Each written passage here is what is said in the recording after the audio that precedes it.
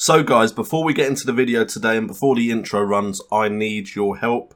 I need you guys to tell me what you prefer. We've tried a few new things recording Football Manager videos, so I want you guys to tell me, do you prefer 2 games or 1 game an episode? And also, do you prefer more episodes in a season? And yes, I'm asking you a lot of questions, but do you prefer the highlights on 2D or 3D? And do you prefer them on extended or key? Let me know in the comments down below and I'll poll all the answers and we'll move forward from there. So go do it now while the intro's running. In a parallel universe, West Ham United decided that Slaven Bilic wasn't the right man to lead West Ham to glory at the London Stadium. Instead, they chose this man. Hi there, my name is JNO. What's up guys, and welcome to another episode of the West Ham World. We are today going into a fixture against Tottenham Hotspurs, always a massive fixture here on the West Ham World, before a home game against Stoke. We're still doing 2 games in an episode for today, but depending on your guys' answers and depending on how far I am ahead of this video will depend when I change the format. But I want to know what you guys enjoy more, because I could quite easily just do a game an episode and only really do the important games and then push a few more out in a season, but it just means we'd progress through a season a bit slower. But enough about that, I've already asked you the questions, hopefully you've already answered. Let's start talking about this West Ham team. So today we are currently sitting in 5th place on 44 points. 2 wins today will get us to 50 points. That is what Man United, Tottenham and Liverpool are all sitting on or above. Man City, who are just ahead of us, are also sitting on 44 points though. So to get a Champions League place, and we have a game in hand on some of these clubs above us, we ideally need 2 wins today. A win against Tottenham, of course, also means that they do not get 3 points in that game, which will help us immensely. We also have Arsenal hot on our tails on 42 points. Chelsea lagging a bit behind with Stoke on 37, and we play Stoke in this episode as well. Since you were last with us, I believe we played Manchester United, which we lost 2-0. Then we played Sheffield Wednesday and won 2-0. So we have since then played 3 games, 1 on TV. It was a 5-2 win against Everton. We had Mark Anderson playing and he scored 4 goals in that game. Everton only being able to reply with 2, one from Franco De Sante and 1 from Duvan Zapata. And David Klaassen also converted a penalty in that game. We looked comfortable for most of it. Their goals were against the run of play, so we won that comfortably. We then went to play Yeovil and we played a weak side, and usually when I play a weak side it backfires on me. But the golfing class was evident between our youngsters and this Yeovil side, as Becky Ayan scored 2, Mark Anderson again scoring 3 goals, another 3-goal plus haul for him. Brandon Muldoon also getting on the score sheet. These 3 are probably our most promising youngsters, at least attacking wise. And then we had Julian Draxler also getting on the score sheet as our most experienced player on the pitch. Then we played QPR away again on TV, and we managed to get another win. Mark Anderson staying in the side because he's scoring. Domingos Quina came on as well and got a goal in the 84th minute before QPR did get a goal in the 87th with Joel Campbell. So today we could go with a very similar lineup to our game against QPR, with Quina on the right there. Klaassen has been playing as the attacking midfielder. Luan has been playing on the left as an inside forward, with Anderson up top. We have Hughes and Van Ginkel in the midfield, with Davies, Saul, Keane and Bjorkhead was right back in the last game, although we'll probably change that. Radkovic, of course, keeping his goalkeeper position. So we're likely to change Bjorkhead to Byram. Wisdom is injured, but Bjorkhead has been playing really well, so we will bring him in for... Are we going to bring him in, or do we want to bring in a left back? Or is our left back's injured as well? Kieran Gibbs. You know what, we'll give it to Gibbs. Alright, so we're not going to actually play Bjorkhead, who I have been giving some more game time to, and he has been doing really well for us, to be fair. We'll probably leave Reece Oxford on the bench for today, and I think we can be happy with that lineup. Should I play someone else in Queen's position though? This is a big game. We're going to keep Mark Anderson on because, as I said, he's been scoring. The reason Queen is playing because he's the most comfortable playing there. I could bring on Berahino, give us more firepower though. But yeah, against weaker sides, I am going to try and bring in some youngsters to get them some game time so they can improve as players. But I think this is the lineup we're going to go for. So we brought in Berahino for Queener, and we've also brought in Byram for Bjorkhead, and we brought in Gibbs as a bench player as well. But Queener, will I keep him on there? I may bring on someone else as the other substitute. See here, Bjorkhead is on 2.5 stars, 4-star potential. Beckett Ian is also 2.5, 4-star potential. So a lot of our youngsters are now at that point in their career where they can be challenging for game time. We'll leave it as it is. We'll give Queener another game. Beckett Ian can unfortunately sit this one out. But before we go into the game as well, before I forget, quickly just to show transfer history. Should we go by date? Okay, we have brought in no one. No, we brought in Stuart O'Connor. Okay, that looks like a lot for a youngster, but there's good signs coming from this guy that he will be a very, very good defensive player, either defensive midfield or centre back. 17, I paid a lot of money for him, 5 million, possibly going up to 12.5, but I have a lot of hope for this guy. Driven in the pursuit of his goals. I love having a personality type that is going to get the most out of their potential. He adds to the determined nature of our squad. Strength and stamina is already up there. Good timing in the challenge, can play in a couple of positions and will help towards our eligibility in the continental and league games. At the moment he does need to work on his heading and his jumping, but we can work on that as he is of course young. But what I really came here to show you is this transfer here. Corentin Tolisso has moved to Borussia Dortmund. He wanted to leave. World-class midfielder is what he's ranked at. Managed to get a decent amount of money for him, which we may be able to now spend on a striker, considering we've got 27.5 million. I believe we had around the 16 to 18 million to spend. So expect a new striker to come into this side at some point. So the Tottenham side we are facing, they also like to play a 4-2-3-1. They like to have Firmino, Keita and Onas behind Kane, Ali and Eriksson as their two sitting midfielders. The back line looks quite similar to their usual back line. Santon has come in though to be on the left. Hugo Lloris in goal of course. As you can see, their record against us is slightly better than our record against them. Out of 8 games they've won 5, but we have won 3. So this fixture is up in the air. In the air, oh hot damn. This is my jam. Are you listening? Till the AM. I've forgotten the words. Why I'm singing that anyway is another question. Okay, Marco van Ginkel is playing his 100th game for West Ham, which is impressive because I have been improving this side a lot. Will Hughes, Van Ginkel, they've had injuries, but these two have probably been the two that I brought in the earliest. I think Van Ginkel was the first one I brought in and he's stuck around. Otherwise, if we look at my team, apart from maybe Sam Byram, that has all changed. Reece Oxford, of course, is still there. Lanzini is still on the bench, but that team has changed an awful lot.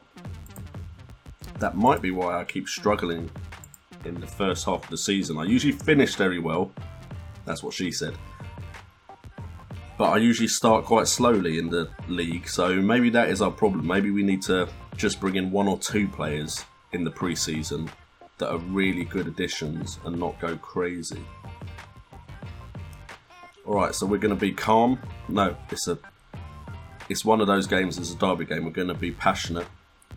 We're going to say give the fans a performance to cheer for because we are the underdogs. We are going to start the match. And I've noticed my episodes have gone up a lot in time-wise, up to like the 30-minute mark. So we're going to put this back down to key. But again, remember, in the comments down below, leave your preferences for these episodes. And then I'll take it all into consideration. And we'll hopefully get the best product available for you guys coming up on the channel Monday to Friday. Also, speaking of which, my wife has been very nice and made me buy a game. She didn't buy it for me. She put it in my hand while I was at the till buying something for my daughter.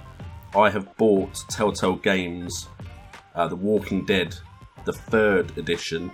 I love Telltale Games, love Walking Dead, Game of Thrones one they've done. Haven't played the Batman one yet, but I have played the one that's based on nursery rhymes, as Walker has scored a great header from a difficult angle, to be honest, but it's gone in. Well played to him. Bit annoying. Like here, did Hughes head that? He intercepted it, but it just went out to Walker, and Walker has managed to get that in from a ridiculous angle. Not the best of starts against Spurs here. But as I was saying, The Wolf Among Us, that was the other one I was going to mention. I played all of them. I love their games. And I feel like it's the type of game where I can still talk to you guys whilst playing it. My problem with FIFA is I feel like I'm a boring old man. I was going to say bastard, but then I tried to not say bastard and now I said it anyway, so never mind. But I don't feel like I'm entertaining in any sort of way when I play FIFA because I'm just so focused on the actual game. We're going to put the defensive line deeper. And we're going to change to... shall we change counter or shall we attack them? We're going to go to counter, which could put our long shots up a lot, which I'm not sure I want, but we'll see how counter goes. As Keane with a great long ball out to Luan on the wing. Davis now coming forward, plays it to Luan. Luan runs forward, plays it into Klaassen. Here we go, boys. Klaassen, you can pass it through. There was space to put a through ball to Mark Anderson there, and you've taken a shot from distance instead. Disappointed in you, Davey. Davey boy. Alright, so we're going at half time 1-0 down. We've told the team they've been unlucky. It's pulled off, it's come off, well done. Looking at the performances so far, we have Ben Davies against his former club on a 6.4, the lowest rated player. Mark Anderson's also not having the best of games, but you now have a chance, boys, to improve that. Go out there, second half, new half, make something happen. We'll tell him to show some passion as well, as we now get a ball whipped in by Luan. And it's a foul by Kyle Walker, which means we get a penalty. Is Luan on it? Please say someone else is on it, because Luan never scores penalties. I'm sure I've set my penalty takers as well. Who is taking... Now that looks like Klaassen, is my guess. It is Klaassen. Tuck it away, son. Thank you very much. 1-1 against West Ham. Could this be a great comeback from 1-0 down against one of our bitter rivals in the league? Klaassen slots it nicely to his left, bottom corner. Hugo Lloris guesses right but cannot get there. That's how good the penalty was. We are back in the game. Luan now with a free kick. Oh, he's hit the crossbar. Luan, that was tasty. That was a great effort. Unlucky, son. Alright, so counter definitely seems to be working. Hopefully we're about to win the ball here as it gets punted up by Lloris properly. Yeah, I went to say probably and possibly, so messed up there. Berahino has it but gets tackled. And then the player kicks it against Berahino. That's not very nice, Santon. That's a bit rude. Anyway, it looks like this is going to be a Tottenham attack. I'm not liking the look of this as Firmino runs forward. Great tackle by Davis, or interception, sorry. Mark Anderson wins the header. No, Hughes wins the ball there. I'm all over the place at the moment. I'm just excited. Anderson has managed to get through. Plays it to Berahino. Can Berahino put in a decent ball? Klaassen! Yes. 2-1 to West Ham. Tighten up. Tighten up. Tighten up. Pause so it doesn't go to the highlight. Calmly tell them to tighten up. A win against Spurs is massive for us. I'll be honest, I wasn't expecting this. At the moment it looks like this puts us in 4th place. Means Tottenham do not win their game, and we had a game in hand on Man United, so we're now 3 points behind 2nd and 3rd, and we have a game in hand on Liverpool, which means we could be 3 points behind Liverpool as well. This is huge. This is huge, boys. Now just... oh, don't let Spurs score now, please. Alright, Keane gets the header out, but they still have the ball on the edge of our box. Keita's going to run down the wing. Oh, he's tried to play it out wide to the wing back, and Berahino intercepts. Anderson now has the ball. Anderson runs forward, gets past his man, finds Klaassen. I'd have preferred Anderson to keep running. He's got more pace than Klaassen. Great through ball to Luan. Oh, damn it. Luan almost got a third, which would have made things very comfortable, as we're going to make our usual 60th minute substitution. Do I take Klaassen off? He scored 2 goals. I'm not taking Klaassen off, even though he's on a yellow. Berahino can definitely stay on. I feel like it's working with Anderson up top, but we're going to take him off just because he is on a pretty low rating. And then do we take Van Ginkel off for Tillemans? We do, because I've already done it now and confirmed. So there you go. That decision has been made. I feel like I need to find a starting 11 and stick with it, but I want these youngsters to progress as footballers. I also have a lot of very good players that could get even better, like Tillemans, like Lanzini, Egerstein. They can all get better, and they're just sitting on my bench. So some of the games I play offline, I don't always play what I consider my strongest lineup. But I think that also may be hurting my performance in the league, because I do chop and change quite a lot now. Maybe I should be sending some of them out on loan, but I want to be guaranteed first team football if they go out on loan. We could possibly bring some money in sending them out on loan though. That is the plus side to that, which could help us make some big moves. We have won 2-1 against Spurs. Great comeback. Soon as we went back to counter, it looked like we got the better of the chances. They had more chances, but we got the good chances, and we pulled out a victory here today. That makes the table look very nice now. So we're 3 points above Man City, 5 points above Arsenal, and we are only 3 points behind the leaders, apart from Liverpool, but we have a game in hand on them. So let's go and smash Stoke and hopefully continue climbing up this table. Okay guys, so it's now game day against Stoke, and a little bit of news. I won't go to it in the actual game, but Leroy Sané is available for 7.5 million. So we made an offer. We didn't offer him the contract he wanted. He shut us off real quick.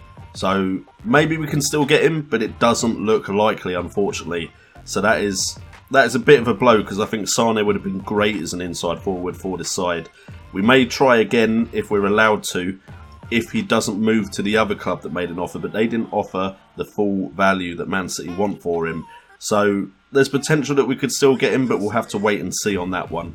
Anyway, today we are playing Stoke at the London Stadium. They employ a 5-4-1, very defensive formation. They have Janssen up top, who they've got off of Tottenham Hotspurs. They then got Shaqiri, Sigurdsson, Bentaleb and Arnautovic. I like that four-man midfield. And then Carter Vickers, I think another Spurs player. Shawcross is there as well. Got Sergi Palencia, Schneider and Munyaiza. You knew I'd struggle with that name, didn't you? As their five-man defence, with Mr. Jack Butland still in goal for them. Stoke have been doing well for themselves this season. They're in 8th place, but our record against them is pretty good. We've won 4 matches, drawn 1 and then lost 2. So hopefully it's another victory here for us today at the London Stadium.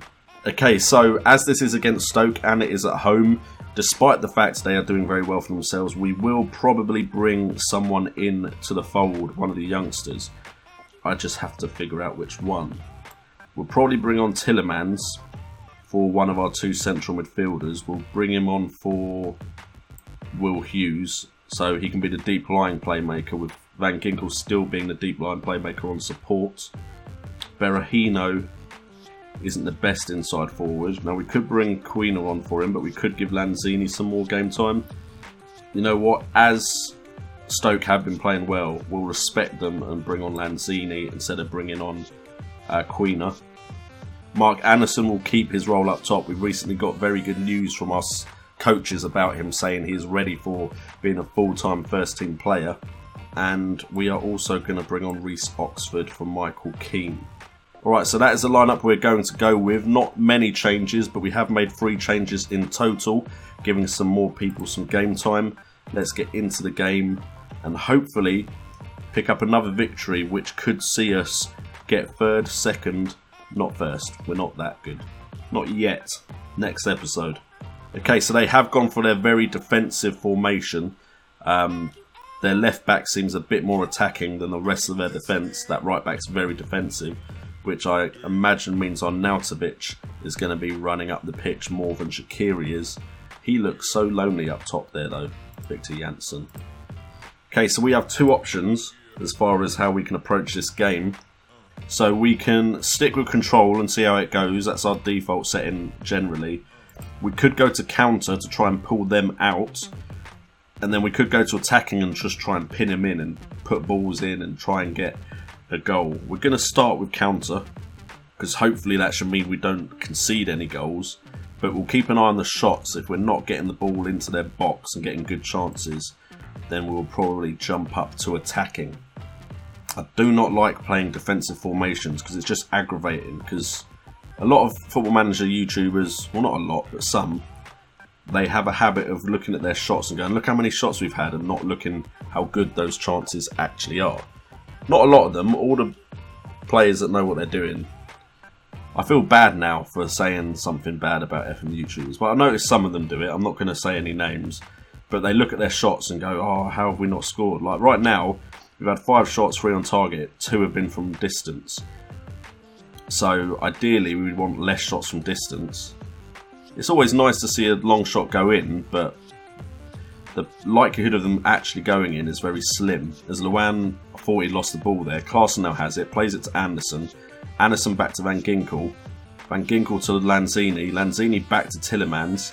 I like how the 2 midfielders are just sitting there, ready to support if necessary, and just letting the front players do what they do. As Lanzini gets on the ball, headed in from Clarkson, and it is 1-0. The counter-attack strategy is currently working very well. 15 minutes in, we are 1-0 up. Has that had any effect on the league table? We are now equal on points with Man U, but they are not playing today. Spurs at the moment are drawing. Who are Spurs playing? Spurs are playing Man City. So, this is the kind of game that they could possibly slip it up in. We don't mind Man City getting a win here today, because that would put them on 46 points. We're still 4 points above them. That would allow us... Oh, Spurs have gone and scored, haven't they? So all of what I was just saying is irrelevant. Of course, as usual, my striker is doing what he usually does, playing well offline, then online, you're not seeing much from him at all. We have a knock on Davy Clarkson, which isn't ideal, but we do now have a very strong squad with a lot of depth. So we are managing at the moment to cope, for instance, with injuries to some of our key men. I've forgotten who they are, that's bad. Shows how much I care about my side. I've forgotten some of my players. I think Draxler has a knock at the moment. Oh wow. Okay, the commentary wasn't good there because I went, oh wow. But we had a header on goal, it was saved, and then Anderson had an easy chance and just hit it straight at the keeper. You know, no point aiming, just hit it at the goal and hope. Anyway, Luan back out to Lanzini. Lanzini goes for the cross. Doesn't find anyone as he doesn't beat the first man. Byram now on the ball, and that's the end of that highlight. But now Lanzini stands over a free kick. What a strike, Lanzini. Lanzini's just one of those players. I always struggle to find a place for him in the side. Then he does something like that. I remember how good he is. I start giving him first team football, and he stops performing. I think I should just alternate. I should drop him after he's done something like this, and then bring him back for important games. Anyway, 60th minute, we're 2-0 up. We're going to make some substitutions. We're going to protect Clarkson. How good is Queener in the attacking midfield, central strata? It's not bad, you know. We might leave him there then. Although I think Lanzini is very good in that role. A lot better than an inside forward. So we might change him around, because I know Queener's quite good at inside forward as well. And that is where he has been playing when I brought him on. Then we have a bunch of players on 6.9, but Anderson is the one on the lowest conditioning. So we're going to bring on Egerstein, give him some game time. Tell him we've got faith assertively, and then we're going to give him a team talk. We're just going to tell him to concentrate, keep their head in the game. We've gone 2-0 up. The last thing we need is to concede or let our concentration slip, as Tillemans plays the ball forward to Luan nicely. Luan cuts inside. Plays it to Lanzini, who's moved into the central midfielder position behind the striker. Lanzini is running. Oh, if he had just beaten another man, that could have been an amazing goal. And it's a ball over the top. We're on counter. How is there that much space behind? The mentality is defensive. Here we go. We're going to concede. I can feel it. Mbula. Great save by Rajkovic, and he holds it. Well played, boys. I was worried then. I'm not going to lie. I was a little worried that it was going to be one of those. Here we go, here's their first chance highlight, and they score. And it looks like they are now seriously pressing us. And what a goal. Wow. Wowza. Okay, again, I've said it before, and I'll probably say it so many times in Football Manager, but what, as a manager, can you do about a goal like that? That one-touch control sets himself up with a second touch, and then bang, from distance. I've not seen that from Janssen in real life. I didn't know he had that in his locker. Alright, Van Ginkel has the ball, plays it to Tillemans, who finds Lanzini. Lanzini, pushing forward, has a strike from distance, thinks he's Janssen. I mean, I suppose he scored that free kick, so fair play to him. He has scored a shot from distance. We're just going to remind him again to tighten up. And we should see this game out, thankfully. But what a strike by Victor Janssen. That was incredible.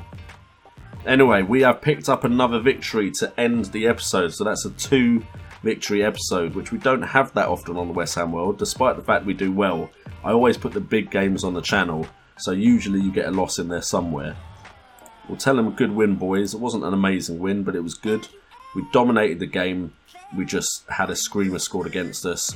That has made us come up to 50 points, 5 points clear of the closest team behind us, Arsenal. Now we want Man United to lose their game, which looks like it will be against Watford. We all know are slightly OP in this game. But we are starting to catch up with the big boys, and the most important thing is we're occupying one of those top 4 spots, because we want Champions League football for the 3rd season in a row. Anyway guys, thank you so much for tuning in as always. If you haven't already, make sure to answer the question I asked you guys at the beginning of the episode in the comments down below. Hit that thumbs up button if you've enjoyed this episode with 2 victories against 2 of the good teams in the Premier League at the moment. Subscribe if you're new to the channel. We do videos Monday to Friday on the channel, and I'm hopefully going to bring a series up on the weekend which is not Football Manager related, just games I enjoy. So if you want to watch that as well, make sure to hit that subscribe button. I've been JNO, you guys have been awesome, and remember, it's all about the game.